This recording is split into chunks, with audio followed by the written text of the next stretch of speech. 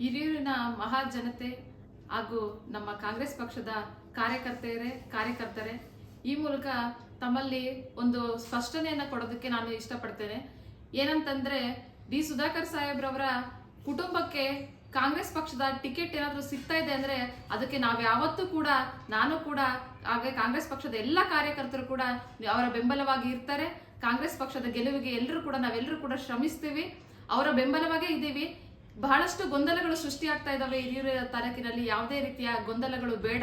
ಯಾಕಂತಂದ್ರೆ ಡಿ ಸುಧಾಕರ್ ಸಾಹೇಬ್ರವರ ಕುಟುಂಬಕ್ಕೆ ಟಿಕೆಟ್ ಏನಾದ್ರೂ ಕೈ ತಪ್ಪಿತು ಅನ್ನುವಂತ ಸಂದರ್ಭ ಬಂತು ಅಂದ್ರೆ ಅವತ್ತು ನಾವು ಕೂಡ ಸ್ಥಳೀಯವಾಗಿ ನಮ್ಮ ಹಿರಿಯೂರು ತಾಲೂಕಿನಲ್ಲಿ ದುಡಿದಿರೋದ್ರಿಂದ ನಾನು ಕೂಡ ಒಬ್ಬ ಪ್ರಬಲ ಆಕಾಂಕ್ಷಿಯಾಗಿ ಹೊರಹೊಮ್ತೀನಿ ಅಂತ ಈ ಮೂಲಕ ತಿಳಿಸೋದಕ್ಕೆ ಬಯಸ್ತೇನೆ.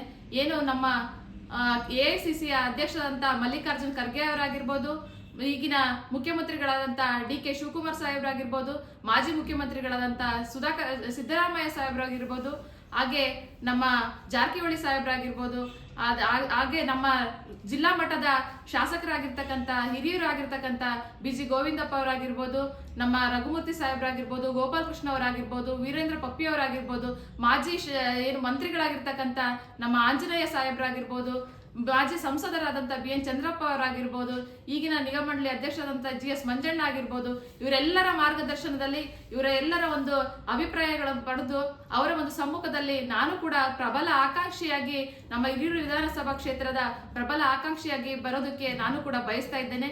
ಬಹಳ ಜನಗಳಲ್ಲಿ ನಾನು ಮನವಿ ಮಾಡೋದು ಏನಂತಂದ್ರೆ ಯಾವುದೇ ರೀತಿಯ ಗೊಂದಲ ಸೃಷ್ಟಿಯಾಗೋದು ಇಲ್ಲಿ ಬೇಡ.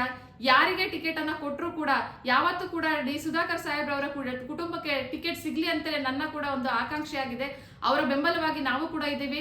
ಡಿ ಸುಧಾಕರ್ ಸಾಹೇಬ್ರಾಗಿರ್ಬೋದು, ನಮ್ಮ ಮನೆಯವರಾಗಿರ್ಬೋದು, ನಾವಾಗಿರ್ಬೋದು, ನಾವು ಯಾವತ್ತೂ ಕೂಡ ಒಂದೇ ಕುಟುಂಬದವರ ರೀತಿಯಲ್ಲಿ ಅವಿನಾಭಾವ ಸಂಬಂಧದಿಂದ ಇವತ್ತು ಕೂಡ ಇದ್ದೀವಿ, ಮುಂದೆ ಕೂಡ ಇರ್ತೀವಿ. ಯಾವತ್ತೂ ಕೂಡ ಅದು ಬದಲಾಗೋದಿಲ್ಲ. ಡಿ ಸುಧಾಕರ್ ಸಾಹೇಬ್ರು ಯಾವತ್ತೂ ನಮಗೆ ಹೇಳ್ತಿದ್ರು, ನೀವೇನು ಬೇರೆಯವರಲ್ಲ, ನಮ್ಮ ಮನೆಯವರೇ ಅಂತಲೇ ನಮ್ಮನ್ನ ಹೇಳ್ತಾ ಇದ್ದಿದ್ದು, ನಮ್ಮ ಮನೆಯವರು ನಮ್ಮ ಕುಟುಂಬದ ಸದಸ್ಯರು ಅಂತಲೇ ಅವರು ಯಾವತ್ತೂ ಕೂಡ ಹೇಳ್ತಾ ಇದ್ದಿದ್ದು. ಆ ನಿಟ್ಟಿನಲ್ಲಿ ನಾವು ಅವರಿಗೆ ಯಾವತ್ತೂ ಕೂಡ ಅವರ ಬೆಂಬಲವಾಗಿರ್ತೇವೆ.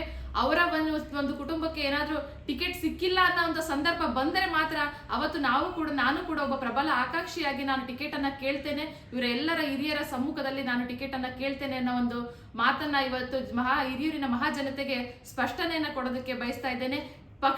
ಕಾಂಗ್ರೆಸ್ ಪಕ್ಷ ಯಾರಿಗೆ ಟಿಕೆಟ್ ಅನ್ನ ಕೊಡ್ಲಿ, ಇವತ್ತು ಸರ್ಕಾರ ಇದೆ, ಕರ್ನಾಟಕದಲ್ಲಿ ಕಾಂಗ್ರೆಸ್ ಪಕ್ಷದ ಒಂದು ಸರ್ಕಾರ ಇದೆ. ಇಂಥ ಸಂದರ್ಭದಲ್ಲಿ DK ಶಿವಕುಮಾರ್ ಸಾಹೇಬ್ರವರು ಮುಖ್ಯಮಂತ್ರಿಗಳಾಗಿದ್ದಾರೆ. ಅವರ ಒಂದು ಮೊದಲನೇ ಉಪಚುನಾವಣೆಯಲ್ಲಿ ನಮ್ಮ ಹಿರಿಯೂರನ್ನ ಗೆಲ್ಲಿಸೋದಕ್ಕೆ ಕಾಂಗ್ರೆಸ್ ಪಕ್ಷ ಯಾರಿಗೆ ಟಿಕೆಟ್ ಅನ್ನು ಕೊಟ್ಟರು ಕೂಡ ಪಕ್ಷದ ಕಾರ್ಯಕರ್ತರು, ಮತದಾರ ಬಂಧುಗಳು ಎಲ್ಲರೂ ಕೂಡ ಶ್ರಮ ವಹಿಸೋಣ, ಎಲ್ಲರೂ ಕೂಡ ಶ್ರಮ ವಹಿಸಿ ಕಾಂಗ್ರೆಸ್ ಪಕ್ಷವನ್ನ ಗೆಲ್ಲಿಸೋಣ, ಹಿರಿಯೂರನ್ನ ಗೆಲ್ಲಿಸೋಣ ಅಂತೇಳಿ ನಿಮ್ಮಲ್ಲಿ ಮನವಿಯನ್ನ ಮಾಡ್ತೇನೆ. ನಮಸ್ಕಾರ.